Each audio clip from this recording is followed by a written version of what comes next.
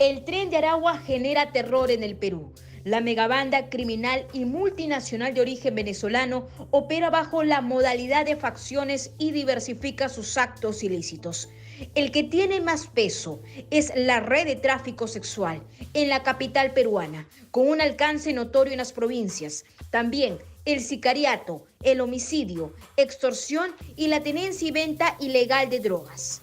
El ingreso de los integrantes del Tren de Aragua a Perú, como ocurrió en los países vecinos, se dio en el contexto de la migración venezolana, que tuvo su pico humanitario en el 2018.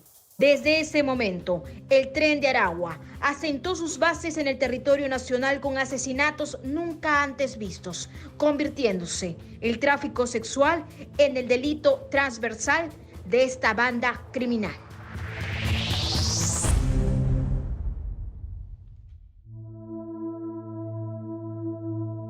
¿Qué es una plaza para estas organizaciones criminales? Es la vía pública con bares, cantinas, hoteles y restaurantes alrededor. Por ahí están caminando mujeres mayores o menores, víctimas de la explotación sexual. En las plazas de Perú, cada miembro de la organización cumple un rol distinto y cambiante dependiendo de las circunstancias. Están los transportadores que llevan a las víctimas desde las casas de acogida hacia las plazas, los vigilantes que cuidan las plazas, los gatilleros que portan armas para que nadie se meta en sus plazas, los recaudadores que cobran las cuotas de las víctimas y demás cupos, los administradores son los que gestionan todo lo relacionado con las casas de acogida. Según la Policía Nacional, se ha identificado al menos 28 plazas, solo en la capital peruana.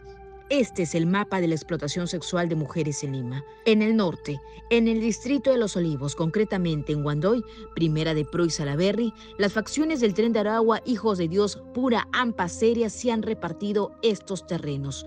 En Puente Piedra, los lugares identificados son Sáenz Peña, Totus, Independencia, Megaplaza, en San Martín de Porres, Canta Callao, Javis, Plaza Norte. Aquí, puro Ampa Seria predomina. En el Cercado de Lima, 2 de Mayo, El Chinito, Lima Park, Jorge Chávez, Girón Cepita, este último, a tan solo 6 cuadras de la central operativa de la División Policial del Perú. Según información que ha tenido acceso de News, aquí operan los Hijos de Dios. En La Victoria, la plaza denominada José Gálvez, con la presencia de los gallegos. En Breña, Inca Farma, Metro Venezuela, los Hijos de Dios. En el distrito del Lince, en Rizo, Pura Ampa Seria. En San Juan del Urigancho, Metro La Hacienda, Estación San Martín, la dinastía Alayón predomina. En Santa Anita, Ate y el Agustino, los gallegos. En San Juan de Miraflores hay más. El Mall del Sur, Cine Star, Cine de Dios, María Auxiliadora. Aquí operan los Hijos de Dios.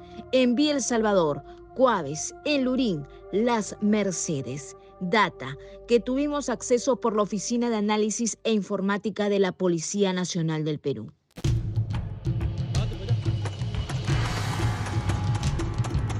Todo aquel que esté vendiendo porro, que le esté vendiendo al de tres, vaya salta la mano. Puñalada, sí. La explotación de las trabajadoras sexuales continúa. Lo que ha marcado la diferencia es la movilización de los líderes criminales de esta organización criminal Tren de Aragua en Perú. Nosotros lo tenemos mapeado en cuanto se intensifica la migración venezolana.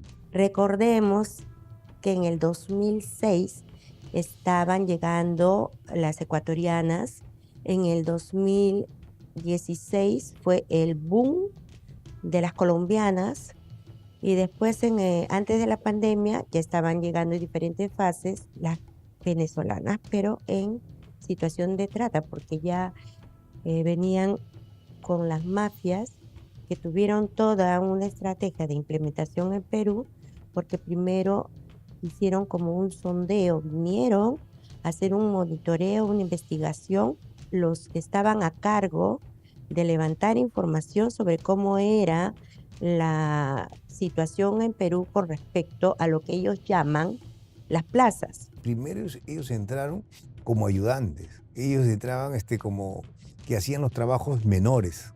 Y otros enamorando también a trabajadoras sexuales, eran proxenetas también. porque ellos en principio llegaron a hacer esta investigación, este análisis, se infiltraron como clientes, identificaron quién eran los papis y las mamis y los empezaron a asesinar. O los empezaron a correr, les tiraban bombas en sus casas y les decían que ya esas plazas ya no iban a ser de ellos, sino iban a ser de los extranjeros. Ellos cuando llegaron se presentaron con cartas de presentación. Nos llegaban los mensajes a los WhatsApp, porque ellos se introducían a nuestro grupo, porque en un principio se hacían pasar por clientes, nos sacaban los números, empezaron a secuestrar a las trabajadoras sexuales, las tenían 2 o 3 días secuestradas con el revólver en la cabeza y les sacaban todos los números del WhatsApp. Y como nosotros estábamos saliendo de una pandemia en la cual nos habíamos organizado por grupos de WhatsApp, se metían a nuestros grupos a mandarnos los mensajes. Somos el Tren de Aragua, somos los gallegos, somos la dinastía de Alayón, somos del Bú del Oriente y hemos venido acá a hacer un plan piloto porque nos vamos a apropiar de las plazas y lo que estamos haciendo acá después lo vamos a implementar en las regiones. Pero ojo, que nosotros no somos tan malos porque todo lo que nosotros cobramos es para mandar alimentos a Venezuela. Porque supuestamente ellos estaban manteniendo comedores para los niños, desayunos, para educación de los niños de allá. Eso es lo que decían. Y que si no pagaban, bam, bam, bam, bam, y dibujaban esas pistolitas, ¿no? Esos GIF de pistolitas, bam, bam, bam, bam. Al principio yo pensé que era una broma, pero después cuando empecé a analizar y a ver las cosas, porque en realidad ya habían llegado, ya estaban ahí.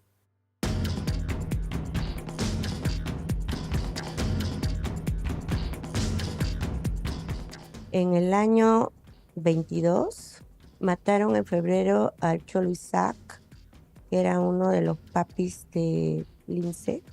Corrieron a varias mamis porque les incendiaron sus casas.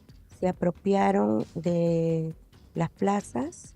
En el año 22 contabilizamos 73 entre muertos y desaparecidos. El año pasado cerramos con 71 entre muertos y desaparecidos. Y en lo que va del año ya vamos contando 24, de las cuales ahora las queman, tratando de desaparecer su cuerpo. Lo que ha hecho el Tren de Aragua, fruto de la crisis política en Venezuela, es aprovechar la necesidad del pueblo donde vienen, que eso es lo que más me avergüenza de su conducta, ¿no? Porque hay que ser criminal, ya está, estos son criminales, pero estos criminales además atentan contra su pueblo, ¿no? Y lo hacen aprovechando todo su dolor, ¿no? Si tú vas a la ruta y al recorrido de las mujeres y hombres venezolanos que salen de Venezuela, hay espacios de cruces a donde ellas ya saben que van a ser violadas. El cruce del Doriano es terrible, estos espacios en los cuales se camina y no importa la exposición a peligro, ¿no? Y el Tren de Aragua aprovecha toda esa desesperación, ¿no? Y entonces hace de estas mujeres su negocio redondo, ¿no? Ellas han estado viviendo en una situación también de crisis en Venezuela. Y lo que ellas ganan acá, obviamente les ha estado alcanzando para por lo menos mandar algunas divisas a su país y en otros casos poder traer a sus hijos acá. Pero sin embargo, acá no tienen arraigo familiar, viven en situaciones muy, muy precarias. Pero ¿qué es lo importante para ellos? Tienen para comer. Es un fenómeno social dramático porque el Tren de Aragua lo que ha hecho es salir a confrontar la vida cotidiana. Y eso da mucho miedo. Y el problema cuando uno tiene mucho miedo es que renuncia a su libertad.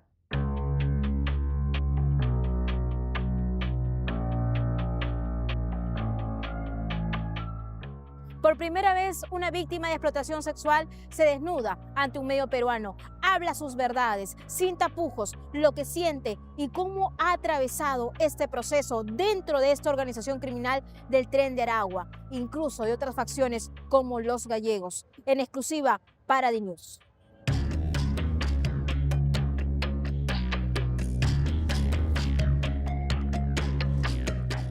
Yo llegué en el año 2020, subí engañada. Yo estaba en Venezuela. Primero me ofrecieron de que me compraban teléfono, uñas, zapatos, todos los útiles, todo lo que necesita una mujer. En lo que yo llego a Perú, me dijeron que me iban a pagar los pasajes. Y yo creía que eran los pasajes, pues, lo único que yo tenía que pagar. Subí y ahí pasé por las trochas. Y en las trochas me encontré con más de 30 mujeres. Todas nos subieron, la gente de los gallegos, en el autobús y broma, pues, y ahí nos compraron comida, nos compraron todo y de ahí nos trajeron. Y ahí en el bus nos dejan en la línea, pues, de los autobuses. Y de ahí me encontré con mi jefe. Mi jefe me explicó cómo era todo y me llevó a la base. ¿Quién te metió? Yo subí fue a través de una amiga. ¿Le reclamaste a tu amiga? Al momento no, porque lo veía como diversión. Pero después sí, le reclamé y le dije que por qué hizo eso. Y ahí ella me explicó que lo hizo por lo mismo que hacen todas, para ella poder bajar su deuda. Es decir, una ingresa obligada, engañada, y si tú subes, cuando dices subir a una más, es que recomiendas o metes a una chica, ¿entiendo? ¿Así es? Claro, Ahí tu deuda baja. sí, y es más plata para ellos.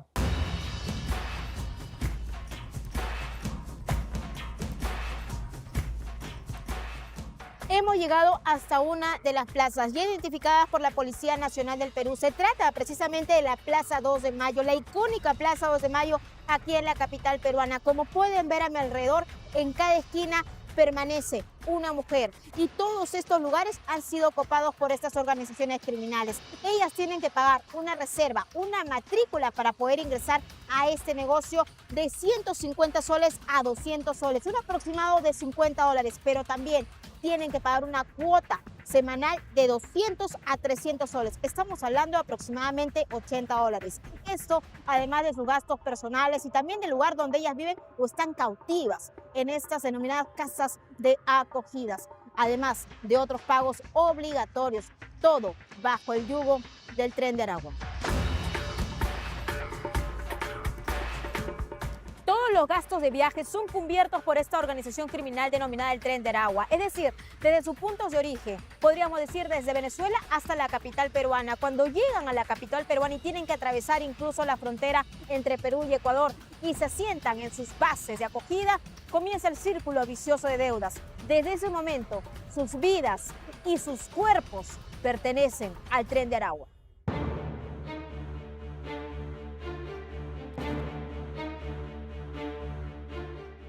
Las multadas eran trabajadores sexuales, inclusive también menores de edad, que no tenían otra alternativa en el país de Venezuela, ni siquiera tenían los recursos para poder salir. Y ellos le ofrecían el financiamiento para trasladarla hasta Perú, instalarla en un espacio y someterla al trabajo sexual bajo la figura de la multa. Pero finalmente ese también era otro cuento, porque hay trabajadoras sexuales que en un tiempo determinado, año y medio, han pagado los 15 o 20 mil soles, pero ya se conocen. Entonces le dicen, ya tú te vas a liberar, pero vas a seguir trabajando para nosotros. O sea, finalmente nunca salen de ese yugo de la explotación sexual. Es algo de nunca acabar. Pagan la multa, pero se quedan y siguen pagando el cupo, ¿no? Porque ya están acá. Pero ellas deciden, entre comillas, como que pueden ser libres, pueden decidir irse a su país, irse, o si están amenazadas, irse al extranjero, a otro país, o quedarse a seguir ejerciendo pagando cupos en el Perú. El año pasado, en sus mejores momentos, recaudaban 1 millón de soles. Uno de los 3 negocios más rentables, junto con narcotráfico, tráfico de armas, con un agravante, y es que la coca se consume, las armas se desgastan. El ser humano no. Pero la mirada a ese tipo de delincuencia es que estos extranjeros, una vez que se capitalizan, cometen delitos más graves. Para nosotros es una amenaza permanente. Ellos están buscando todo tipo de actividad, pero su máxima proyección es apoderarse del narcotráfico. Es decir, ¿se puede inferir que quieren implementar el modelo ecuatoriano en nuestro país? Claro, definitivamente, pero con la economía que puede proveer las actividades del narcotráfico.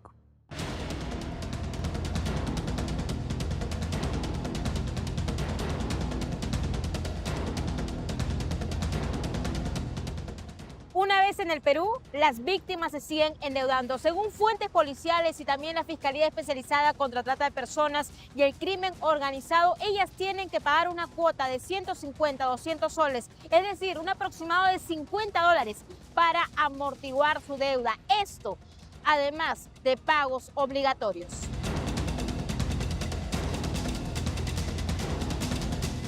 Es importante señalar que estas deudas se vuelven impagables, un círculo vicioso que ellas mismas no saben en qué se han metido. Aquellas chicas que son traídas de otros países como Venezuela con un futuro mejor, con un engaño, maquillando una buena calidad de vida y se convierten en mujeres explotadas sexualmente, incluso por años.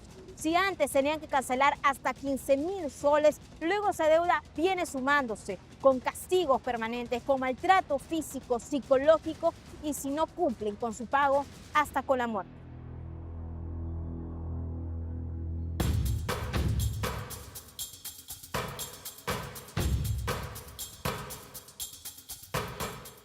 En lo que yo llegué aquí a Perú, pues me encuentro con más de 70 mujeres en una casa.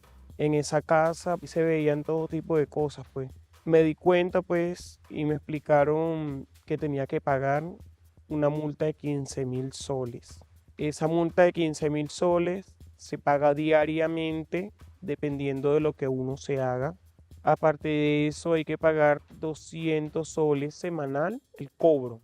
A las multadas no les cobraban cupo, pero ya después de que uno sale de la deuda, uno le toca pagar cupo, que en ese entonces eran 800 y la semana costaba 300. Por ejemplo, cuando se paga cupo, ¿cuál es el mecanismo? Para pagar el cupo, por lo menos a las nuevas le dan 3 días. Y semanal, toda la semana hay que pagar 300 o 400 soles semanal, dependiendo de la zona. ¿Y ahora cuánto se paga, sabes? 800 soles 800 soles. de entrada. Dan 3 días nada más para pagar. Yo creí que era algo rápido, pues, pagarlo. Aquí la que se porta bien, caminan bien, la que se porta mal, ya saben lo que les toca. Y bueno, de ahí me tocó pagar eso. No fue fácil. ¿Qué fue lo más duro que pasaste? Muchas cosas, hice muchas cosas ahí en el trabajo. Cuando uno no tiene para pagar, son 300 soles de más que le toca pagar a uno.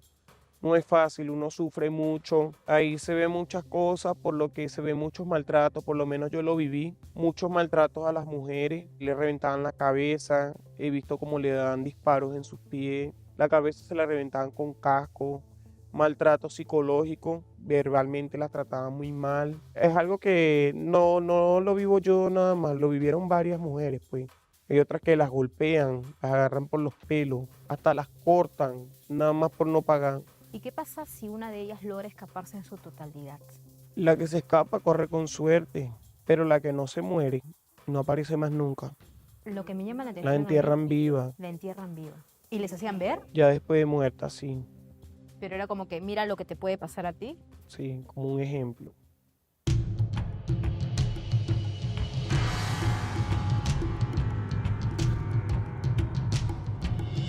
La brutalidad del Tren de Aragua es desmedida. Recordemos que dentro del Tren de Aragua hay diversas facciones, una más brutal que la otra. Si las mujeres no pagan o no hacen caso a sus obligaciones diarias, simplemente son mutiladas, baleadas y hasta quemadas.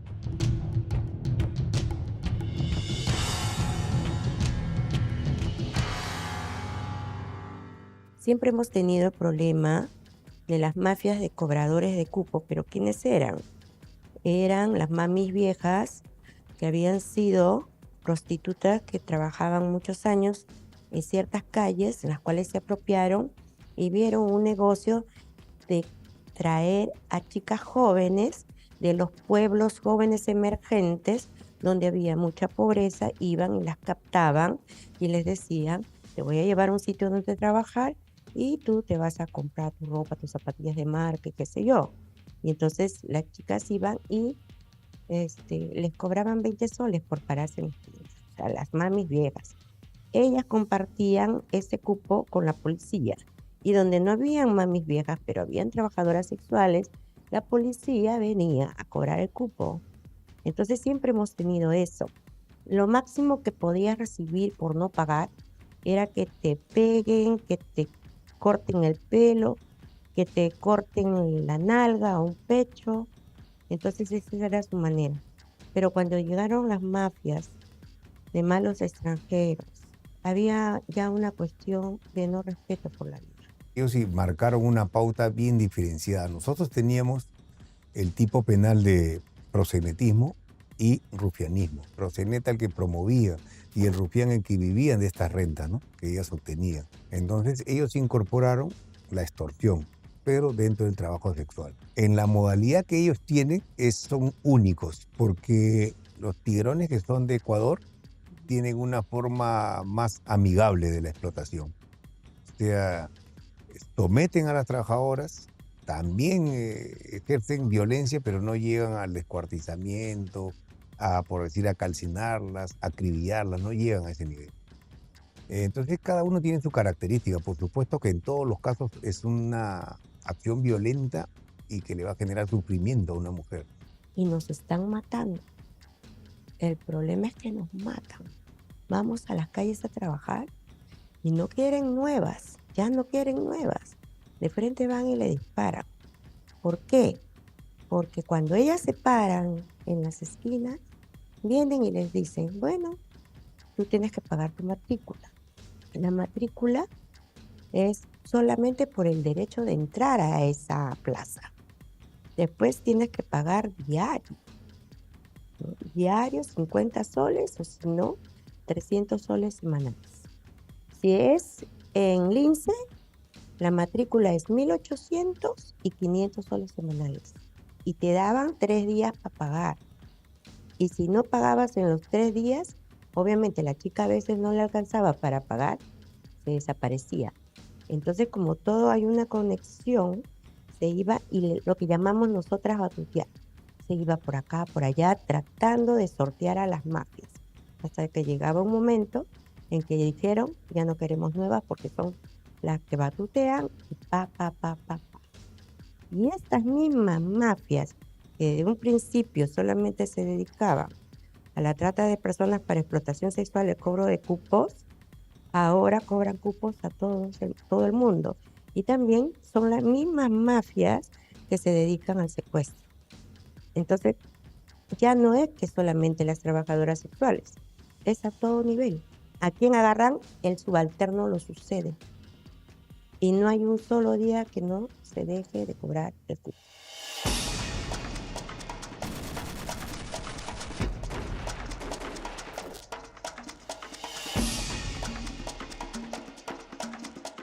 Por lo menos los gallegos, ellos se centran más que todo en descuartizar, en matar, en todo eso. No pueden hacer la mínima falla porque de una vez quieren hacerle lo más mínimo a las mujeres. Más que todo se ve es disparo y hay otras que hasta le quitan las vidas y las pican y las queman. Las pican, Las pican, las queman. las queman también Tú has por hacer cosas sido- malas.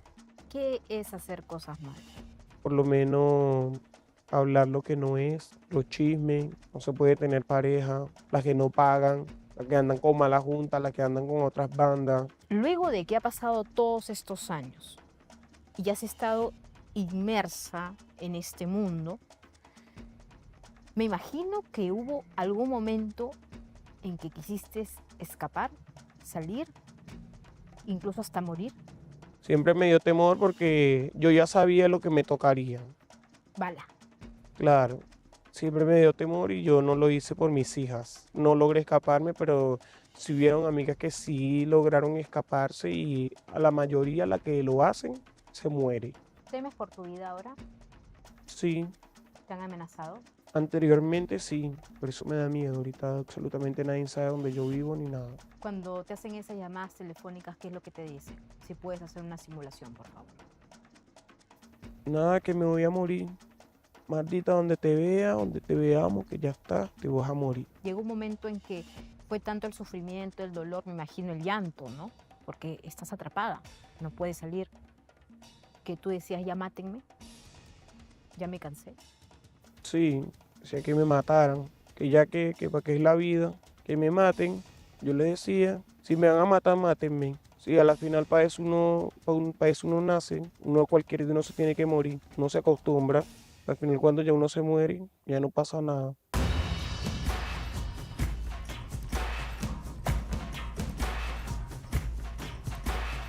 En lo que va del 2024, según fuentes oficiales, se han reportado de 16 mujeres fallecidas y también de 36 mujeres desaparecidas. Todo esto en medio del contexto de la actuación del Tren de Aragua en la capital peruana. Nosotros hemos tenido acceso a un testimonio clave que desnuda cómo actúa todo este montaje, esta actividad criminal que se viene instalando con más fuerza en todo el territorio nacional.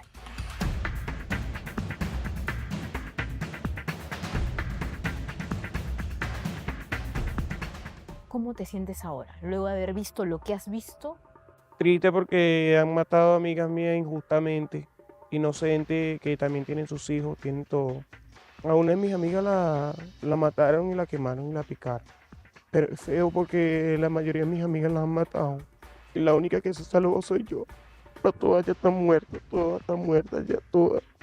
Y yo solo le pido a Dios que algún día se haga justicia, lo que sí se tiene que hacer justicia. Y que pronto pueda tener a mis hijas conmigo. ¿Por qué me estás dando esa entrevista? ¿Quieres que se conozca lo que viven muchas mujeres dentro? Sí.